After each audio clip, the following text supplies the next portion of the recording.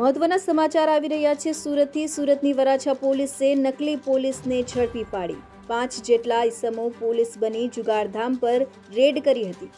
જુગાર રમતા કેટલાક ઇસમોને પકડી તેમની પાસેથી પૈસા પડાવી લીધા હતા। જુગારનો કેસ નહીં કરવા પેટે 1,73,000 રૂપિયા પડાવી લીધા હતા। રૂપિયા પડાવી લીધા બાદ 5 આરોપી ફરાર થઈ ગયા હતા।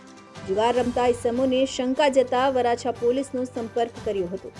પોલીસે સીસીટીવી તપાસી નકલી પોલીસ સામે ગુનો નોંધ્યો હતો।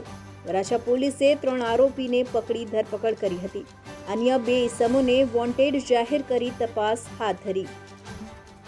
બ્યુરો રિપોર્ટ ટનના સમાચાર સુરત।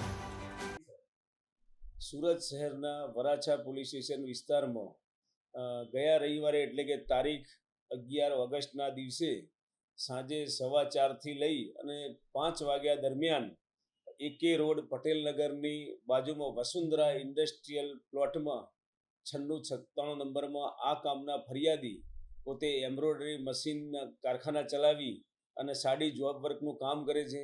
રવિવાર હોવાથી તેઓ એમના મિત્રો સાથે પોતે આ પોતાની ફેક્ટરી ઉપર હાજર હતા અને પોતે પોતાની ફરિયાદમાં જણાવ્યા મુજબ ટાઈમ પાસ કરવા માટે પોતે પૈસા પાનાનો જુગાર રમતા હતા। એ દરમિયાન આ કામના આરોપીઓ પોતે ડિસ્ટાફના પોલીસ કર્મચારીઓ છે તેમ કહી તેમના કારખાને ઘૂસી જઈ અને તેમની પાસેથી કુલ 1,73,000 રૂપિયા પડાવી લીધેલા।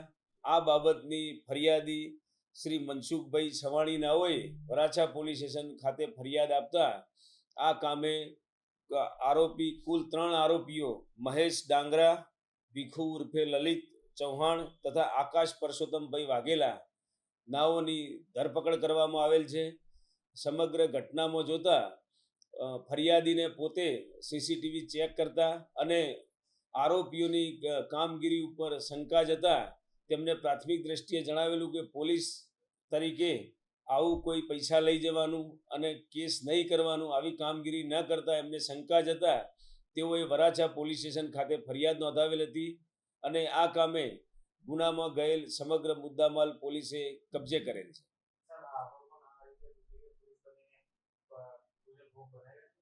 આ બાબતે ઊંડાણપૂર્વક તપાસ ચાલુ છે।